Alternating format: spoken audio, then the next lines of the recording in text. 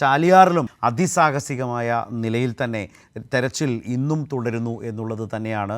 സ്വാലിഹ്, കഴിഞ്ഞ ദിവസങ്ങളിലൊക്കെയും നമ്മൾ കണ്ടതാണ് ഇതുപോലെ തന്നെ ചാലിയാർ പുഴയിലും വലിയ തെരച്ചിൽ കൊണ്ടുപോകുന്നത്. അത് ഇന്നും രാവിലെ തന്നെ ആരംഭിച്ചോ? ഏതൊക്കെ തരത്തിലാണ്, ഏതൊക്കെ സംഘാംഗങ്ങളാണുള്ളത്?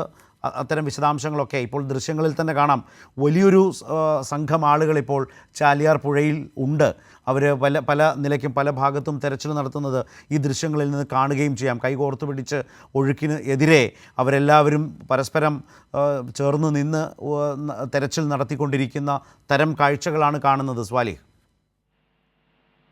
ശരത്, വലിയ തെരച്ചിൽ NDRFന്റെ സംഘവും ഒപ്പം സൈനിക സംഘങ്ങളുമാണ് തെരച്ചിലിനുള്ളത്. അതോടൊപ്പം തന്നെ നാട്ടുകാരും വലിയ ഒരു കൂട്ടമായി ഈ തെരച്ചിൽ പങ്കാളികളാവുന്നുണ്ട്. ഈ ചാലിയാറിന് നല്ല പരിചയമുള്ള, ആ പ്രദേശത്ത് നല്ല പരിചയമുള്ള ആളുകളാണ് ഈ തെരച്ചിൽ ഒപ്പം ചേർന്നിരിക്കുന്നത്. ഇന്നും രാവിലെ മുതൽ തന്നെ തെരച്ചിൽ ആരംഭിച്ചിട്ടുണ്ട്. ഡ്രോണിന്റെ സഹായത്തോടെ വിവരങ്ങൾ ശേഖരിക്കുന്നുണ്ട്.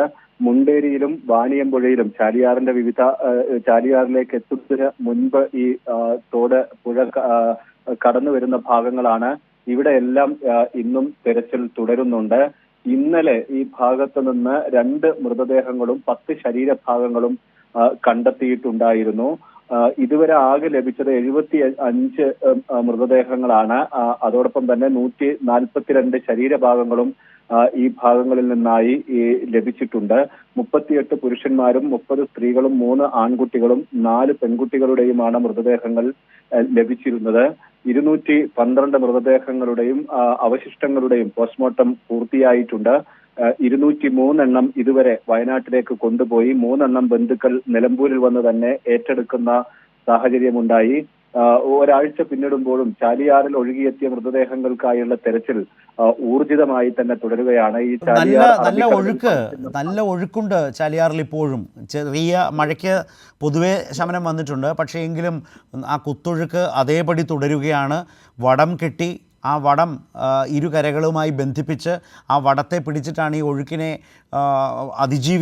അതിജീവിച്ചുകൊണ്ട് ഈ പുഴയുടെ ഓരോ ഭാഗത്തും തെരച്ചിൽ നടത്തുന്നു. ആ ഒരു രീതിയാണ് കണ്ടുകൊണ്ടിരിക്കുന്നത്.